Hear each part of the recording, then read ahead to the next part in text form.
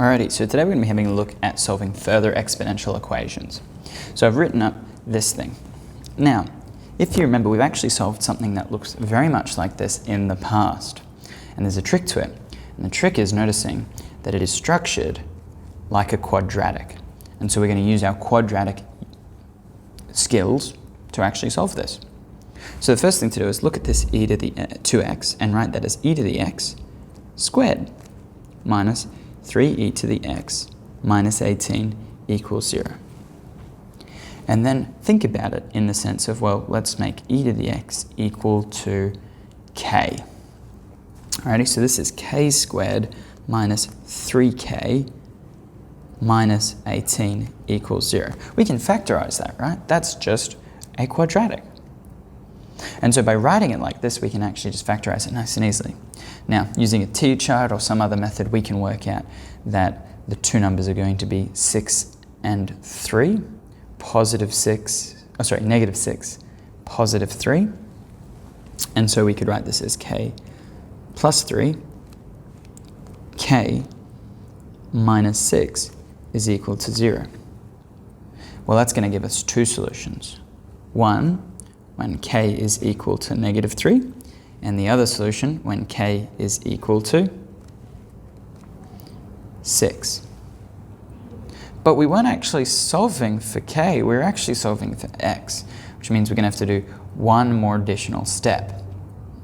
So let's get rid of this k and instead write this as e to the x again. So we're going to go e to the x1 is equal to negative 3, and e to the x2 is equal to 6. And what do we need to do? Well, we need to take the natural logarithm of both sides. So natural logarithm of e to the x1 is equal to natural logarithm of negative 3. And if alarm bells aren't ringing, you need to be thinking about this. What's wrong with the thing on the right? Well, we have to remember the natural logarithm is still a logarithm, meaning we have to treat it with the same rules that we treat any other logarithm, meaning negative logarithms are not allowed. You cannot have the logarithm of a negative number, not allowed. Therefore, this isn't actually a solution. Undefined. Right? Meaning we thought there was two solutions because it was a quadratic, but in reality it looks like we might only get one.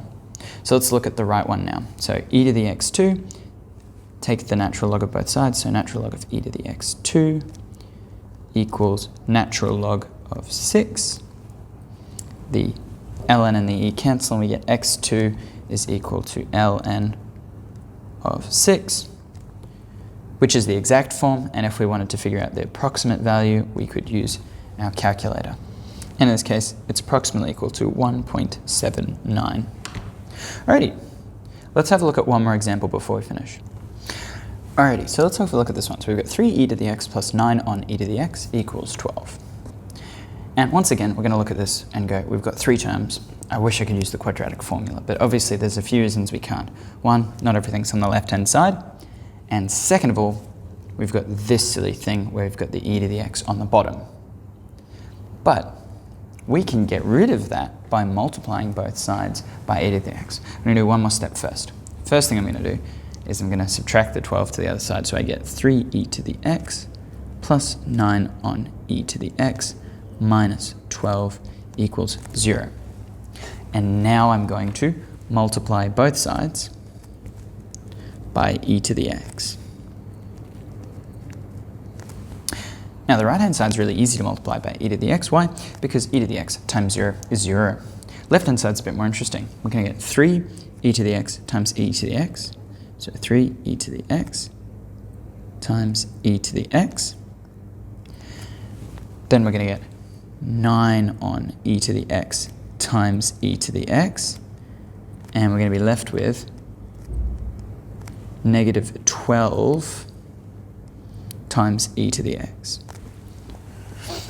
Alrighty. So we need to just work out each of these individually. E to the x times e to the x, well, by the multiplication becoming addition rule, means we're going to get 3e to the 2x.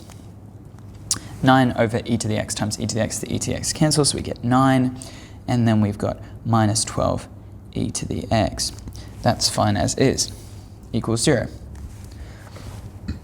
Now, once again, this looks like the previous example we just did. It's a quadratic. So let's do a substitution. E to the x equals k. Therefore, e to the 2x is equal to k squared. And let's put it in. So we get 3k squared plus 9 minus 12k equals 0. And this is the most important step of any factorizing opportunity, is to first of all do what? Take out common factors. Get that 3 out the front, and I'm just going to reorder the terms as well so that I get the minus 4k and then plus 3, like so. It is really important you always factorize things first, because otherwise you're looking for much larger numbers and it can be a bit of a pain. Now that we're here, we can factorize this. So we're looking for two numbers that multiply to 3 but add to -4, so it must be -1 and -3. So we're going to get 3k minus 1, k minus 3 equals 0. Alrighty, and we're going to get two solutions out of this. We're going to get k must be equal to 1, and we're going to get that k2 must be equal to 3. Alrighty, so let's go through and see where that leads us. Remember, substituting back k is equal to e to the x. So we get e to the x, 1 is equal to 1. Well, that's easy to solve. We just take the natural logarithm of e to the x1 equals 1. Oh, sorry, equals the natural log of 1. And we get x1 is equal to the natural log of 1. And we could use our calculator, but this is actually something we should know. This is one of the log laws. The logarithm of any thing, as long as it's 1, the logarithm of 1, no matter what the logarithm is 0. Right? And if we go back to this line here, that makes perfect sense by our index laws. E to the 0 equals 1, because e to the anything equals 1. Let's do the other solution. E to the x2 is equal to 3. Take the natural log of both sides. E2 is equal to the natural log of 3. That's its exact form, and we can approximate it using a calculator. It's going to be 1.10 after rounding to 2 decimal places. Alrighty, so that is solving using a bit of quadratic recap and also some logarithms. See you in the next one. Bye.